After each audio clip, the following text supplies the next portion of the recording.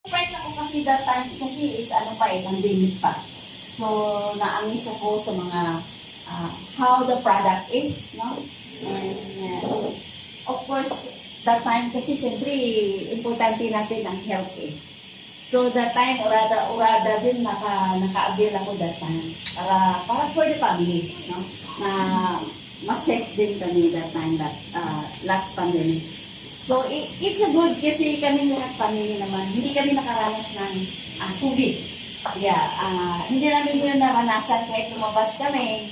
Nakatik naman kami ng 4th year. So, we are safe that time. And then, since si Coach Aubrey is, she's willing to discuss na ang Railway is not only have a product, no, na very good product, but mayroon pa siyang behind na more. Ang dami pa niyang pwedeng i-alok sa atin, lalo na sa mga taong na nangangailangan ng trabaho or nangangailangan ng pera, of course, no? Kasi may malaking business yan. So, ano lang, give time and to learn. Kasi, dito kasi, ang Railway kasi, Railway International Business para sa lahat. Pero hindi lahat makapasok or maka-avail dahil sa mga situation, no, na sabi nila busy, gano'n. Pero Railway is a doable.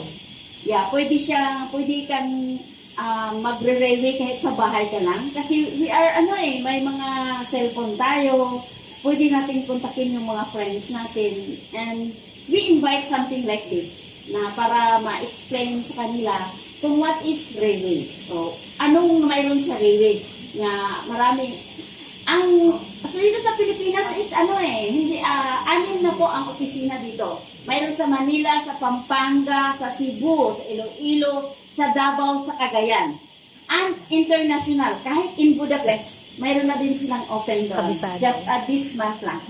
So, international ito na business. So, kahit nasa bahay lang tayo, kung mayroon naman tayong every country, mayroon tayong friends. We can share this business. Wow. Yun lang, tiyaga talaga. Focus.